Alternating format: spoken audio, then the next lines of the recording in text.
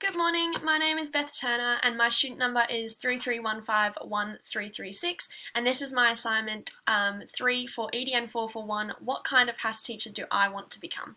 So humanities and social studies is a subject full of collaborative learning and critical skill building opportunities. Within EDN441 we learnt a lot about critical thinking skills and the importance that they placed on teaching this within HASS. As my pre-existing teaching philosophy already included critical thinking skills, it's been really good for me to understand and learn how to put these into place, especially in a HASS learning environment. The curriculum states that HASS is a study of human behaviour and interaction in social, cultural, environmental, economic and political contexts. I think this sums up exactly what HASS is within one sentence. It's the study of human behaviour within our society, and these include obviously the different cultures, the environments, the economics and the politics that go into place with that. We break HASS into 4 different areas, so we've got civics and citizenship, economics and business, geography and then history as our 4th. And basically the aims of HASS is to provide students with knowledge and skills to create a broader understanding of the world and the society in which they specifically live. Making sure we teach students how to become and participate as active and informed citizens is really important, and that's basically the idea of HASS. One of the ways that I found through this semester, I learned about democratic classrooms. So a democratic classroom aims to empower students to exercise self-determination, basically for students to take reins of their learning and to understand why it's important that they care about their learning. Basically, a democratic education follows underlying values which ensure freedom, equality and justice for all cultural backgrounds. And these values and other universally accepted norms help ensure long-term stability and sustainability within our society, and basically allows students to become active and informed citizens. So some of the ways that I'm going to create a democratic classroom are through the following. So authentic and engaging experiences, making sure that the experiences that I bring to the classroom and every single lesson is authentic and engaging, making sure students are actually interested in what they're learning about and it's something that interests them. Another thing is critical thinking. We already spoke about that before. Critical thinking skills are so important for students. It allows them to understand different opinions and different perspectives of situations. Multicultural learning, participatory. The idea of participatory is a value from Shaw.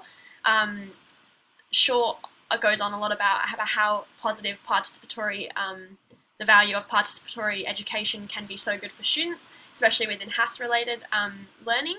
Dialogic classroom, so basically ensuring that there's lots of dialogue, open-ended questions, and this goes hand in hand with debates, differentiation, collaborative and social learning, positive experiences, and partnership within learning. So even partnership between other classrooms, other students, like lots of different partnerships, making sure students know that they're not just sat down at a desk and learning one thing. They're collaborating with other people, they're talking about different things, and they're basically just learning other people's opinions, biases and stereotypes of situations. The values that I want to uphold as a HASS teacher include democratic, reflective, researcher, unbiased, empowering, responsive and culturally competent. So obviously we spoke before about democratic. I want to be a democratic teacher. I want to make sure that I'm also showing them that I'm exercising self-determination for my own learning and teaching. Reflective is a value that I've always held in all of my teaching. So being a reflective teacher, ensuring that I reflect on my lessons, reflect on my own learning, reflect on my assessments, all of those things ensure that I'm basically at the best possible teacher I can be. Researcher. Researching is something that's really important within HASS, and I've learnt that this semester within EDN441. It's also good because it's something that I love to do. Researching is something that I think is very important for every single person in the world. I think that every person should be researching and informing themselves on lots of topics that are relevant to them or things that interest them. Making sure that you're not taking media, so like the social media, taking those opinions to as accurate facts, making sure that you follow up all the ideas or the opinions that you hear or the facts that you hear, making sure that they're right. And obviously by having that researcher value as a teacher, that's going to be a good positive impact on my students as I want them to learn that skill too. Being unbiased, that's a massive value that I uphold within any of the subjects that I teach, but especially HASS, because being unbiased ensures that the stereotypes that we may have don't affect the way that students learn. Obviously, we are here to teach them the curriculum, not our opinions or our own stereotypes. Another one is empowering. I want students to feel empowered when they're learning from me. I often find that that's a compliment that I get often from a lot of my mentor teachers when I'm on prac, is that I can be part of the students' interests and empower them to learn more too. A lot of the time I let them know that I'm just as human as them, and that allows the student-teacher relationship to build, therefore allowing me to come across as more empowering for them. Responsive, as I just said, I often place importance on positive relationships with students, so being responsive is really important, making sure that I respond to their feedback and their comments and the things that interest them. And the last one is culturally competent. I want to make sure that with all the different cultures that are within my classroom, even within my school, I am competent with. I understand the culture of my students, I know them, and I know their background. Another thing I want to quickly touch on is biases, stereotypes, culture, and tradition within HASS. Obviously, teaching HASS has a lot to do with, as I said before, it's the human behaviour and interaction in social, cultural, environment, economic and political context. So a lot of that has to do with opinions and stereotypes and past knowledge that I may have. So I need to find it, I do find it really important to place my stereotypes, my biases and cultures, something that I'm constantly aware of and something that I'm always thinking about. I want to recognise my own bias, especially as a teacher, and I want my students to learn how to recognise their own biases, because this allows us to become an active and informed citizen within our society. As I said before, stereotypes affect the way that students can view things. So if I'm teaching something with a stereotype in mind, or I'm biased in my opinion, and I'm teaching from an opinionated point of view, students will learn something differently and they will view things differently, which is not a good thing, because basically students need to create their own understanding of the world that they live in, not my understanding. Stating facts and sharing opinions that aren't disadvantageous to students' learning. That's what I've basically just said. So making sure that what I'm teaching isn't going to disadvantage students within their learning and how far they're coming within the curriculum.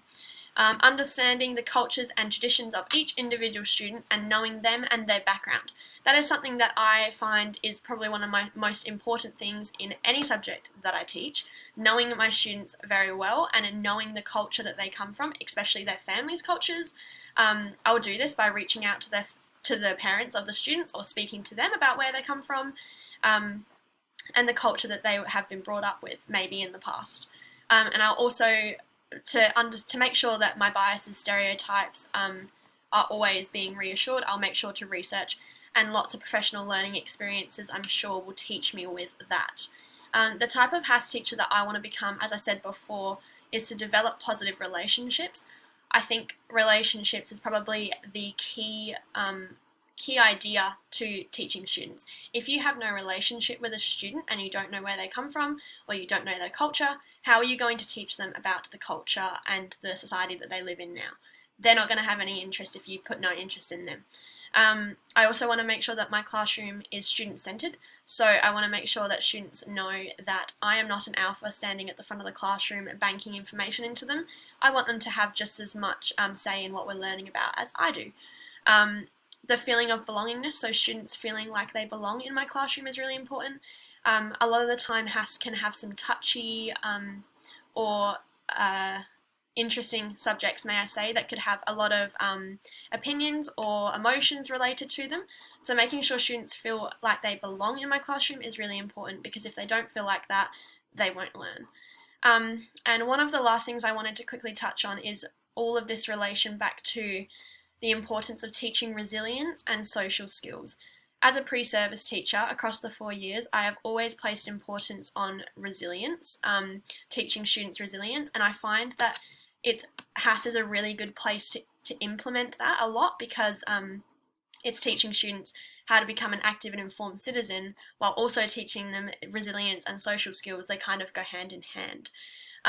Overall, I just want my students to love HASS as much as I do, and I want to do this in a way that teaches them how to become a citizen an active citizen with their own opinions and their own views on HASS and the society that they live. A lot of my information that I've said here in my discussion today has related back to the Empowering Education textbook by Shaw, so I will just quickly reference that. And thank you very much for listening.